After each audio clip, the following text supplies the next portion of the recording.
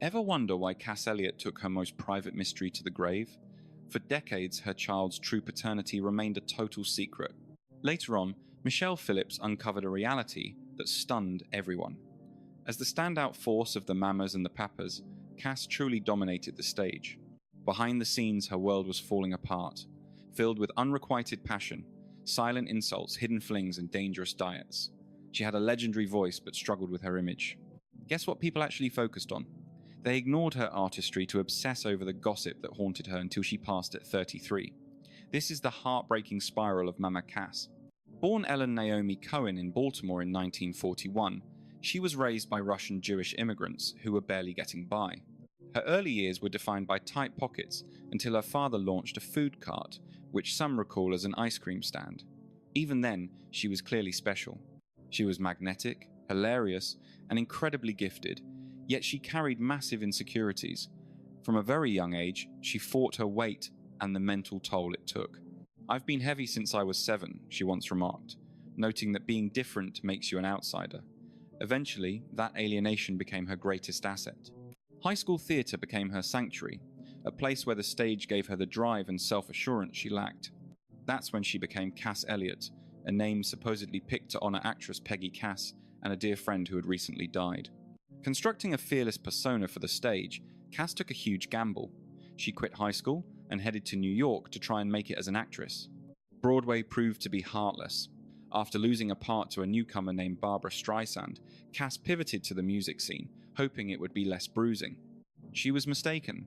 Between 1962 and 1964, she saw a little bit of traction singing with folk outfits like the Big Three and the Mugwumps. While with the Mugwumps, she crossed paths with Denny Doherty, the man who would own her heart and capture her focus for years. Yet, in a brutal twist of fate, Cass found herself unavailable, just as her love for him really started to bloom. To help a bandmate dodge the draft, she married James Hendricks in 1963. The union was purely on paper, but the emotional weight of it remained. So Cass did what she always did. She pushed forward. Since the marriage was a sham, she realized her only real tie to Hendricks was the band. After only 8 months, the Mugwumps split up, leaving Cass to strike out on her own while praying Denny would follow her. He didn't, choosing instead to join a fresh group called the New Journeymen, featuring the married couple John and Michelle Phillips. Desperate to be near Doherty, Cass was willing to do anything to join the group. He'd rejected her romantically, but he couldn't ignore her talent. In private, he felt Cass was exactly what the New Journeymen needed. John Phillips, however, was a total brick wall. Publicly, he used the excuse that her voice was too deep. Privately, his reasons were far more malicious. He felt she was simply too big for the group's image. Those insults pierced her soul, especially since she'd always fought against society's beauty standards. Living in a world that idolized rail-thin stars like Audrey Hepburn, she felt she never had a prayer. She later confessed that she used her weight like a shield, claiming it gave her an excuse not to compete with others. But drama followed.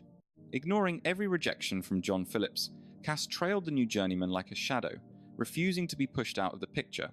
Michelle Phillips recalled that she was always there, waiting and watching. The way the group treated her was nothing short of appalling. They viewed her as a pest, forcing her to play waitress and run errands while barring her from the stage during rehearsals. Through it all, Cass stayed. Right when it felt like the disrespect had peaked, the tables were about to turn in a massive way. The New Journeymen were notorious for picking a high over a smart career move, blowing their cash on drugs instead of their future. When the money finally ran out and they had nowhere to turn, they went crawling to the one person who wouldn't turn them away, Cass. Flat broke and out of options, the group showed up at her Los Angeles doorstep begging for a place to crash. Cass saw the opening and took it immediately.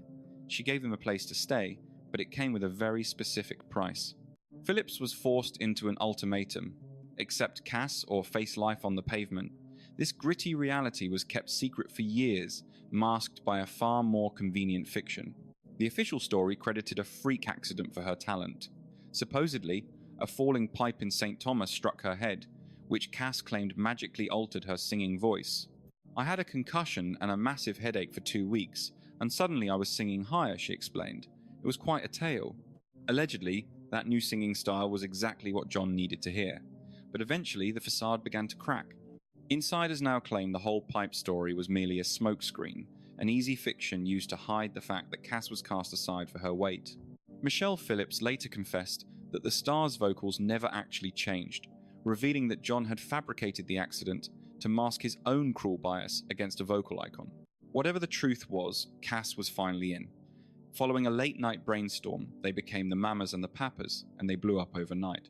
With Cass as their anchor, they pumped out legendary tracks like California Dreamin'.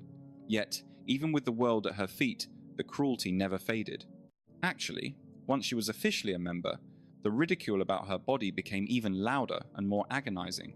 The other members didn't just mock her when the mics were off, they actually wove those insults into the lyrics of their songs.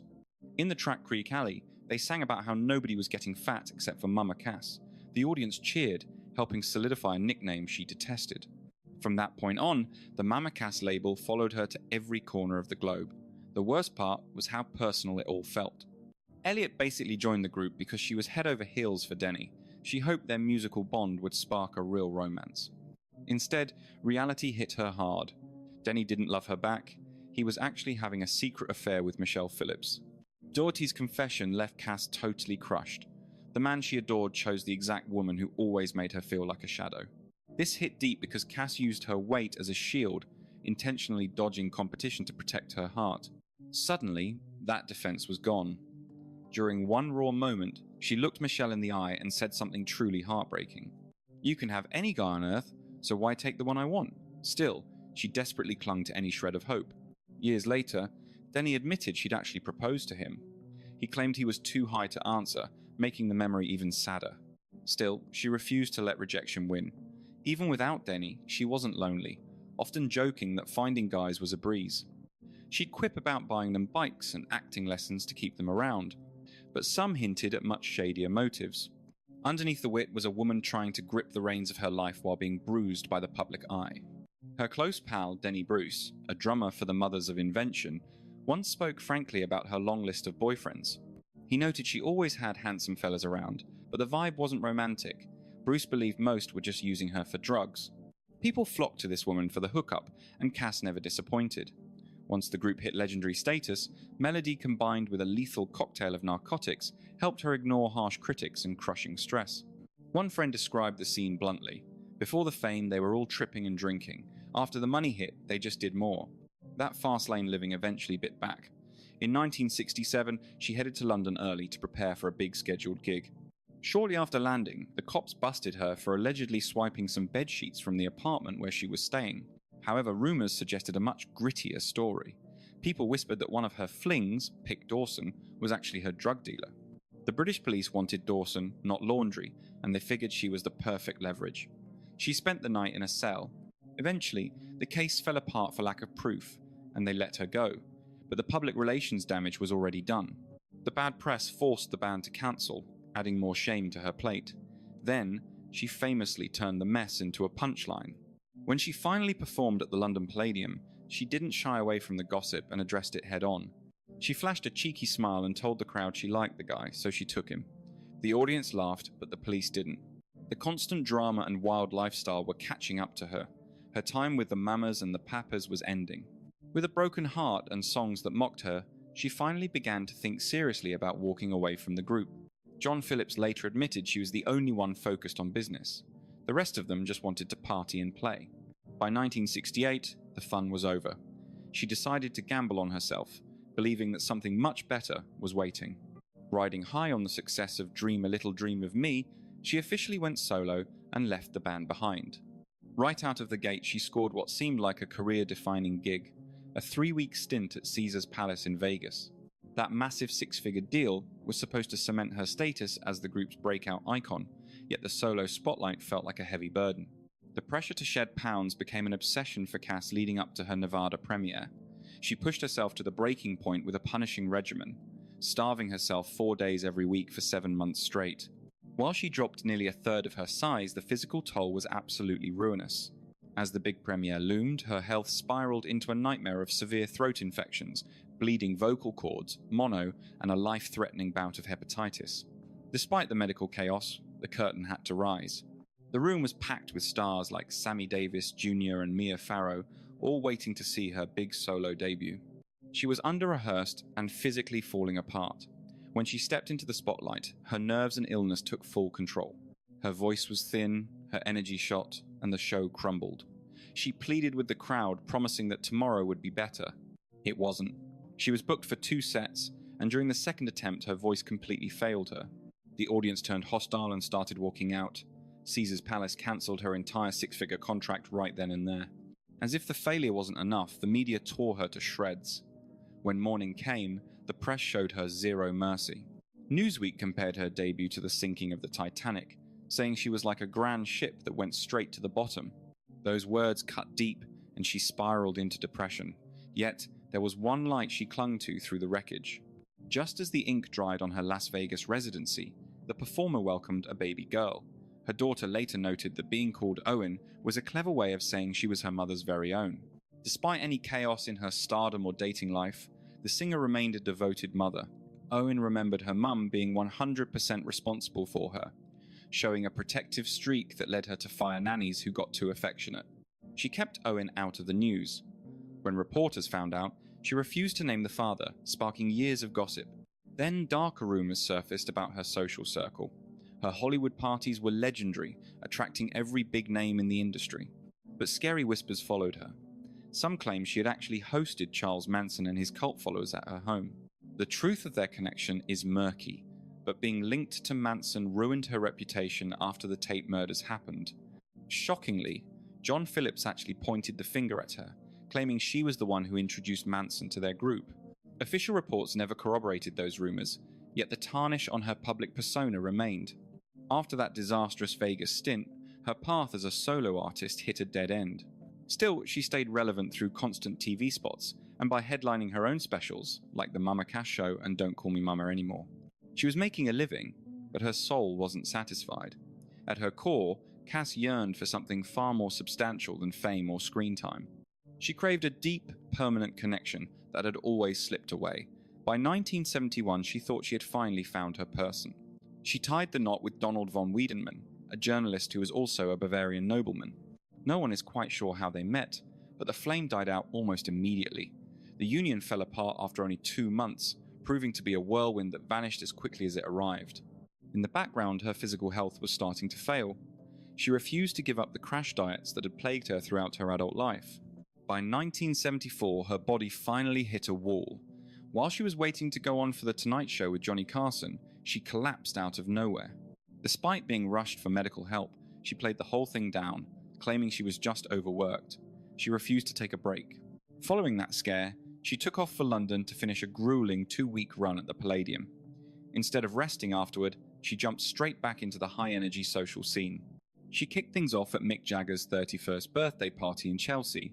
After that, she headed to a special brunch that Georgia Brown hosted in her honor. Other guests could tell she wasn't feeling her best. She was hacking, constantly using tissues, and having a hard time catching her breath, though she kept insisting she was fine.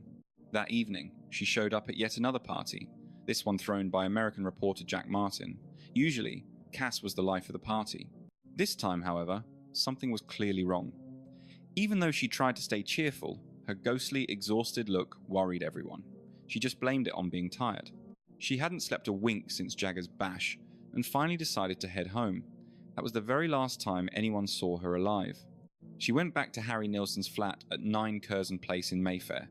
When July 29th arrived and she still hadn't come out of her room, people grew terrified. Her assistant, Dot Mloud, eventually pushed the door open and found her body in bed. She was only 32 years old. The medical examiner cited heart failure, but the truth couldn't kill the gossip.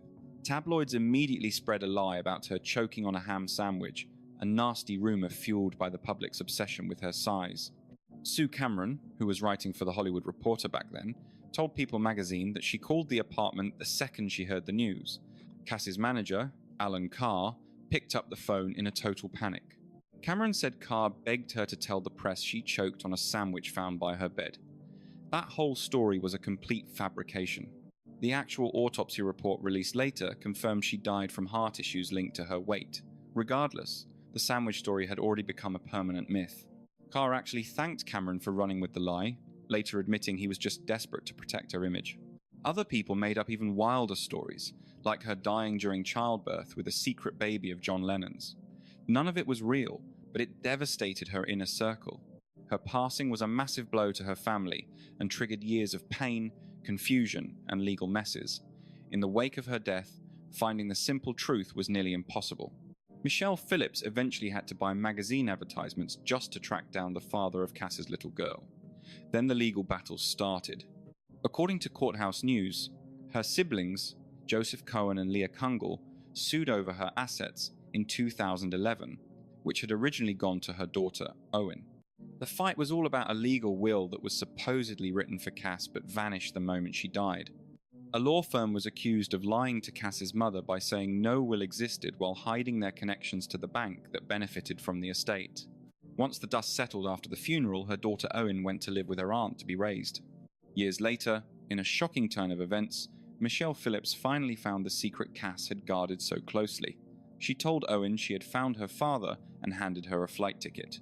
It turned out her dad was Chuck Day, a session guitarist who worked on massive hits like California Dreaming. In one final act of motherhood, Cass managed to protect her daughter from the spotlight until the world was finally ready for the truth. Ultimately, her life is a heartbreaking example of how the media focused on her weight instead of her once-in-a-generation voice. Instead of being hailed for her genius, she was trapped in a shallow narrative that haunted her to the grave. Do you feel like the focus on her body overshadowed her musical legacy? Tell us what you think in the comments below. If you found this look at Mama Cass's life moving, please like the video and subscribe for more Hollywood history.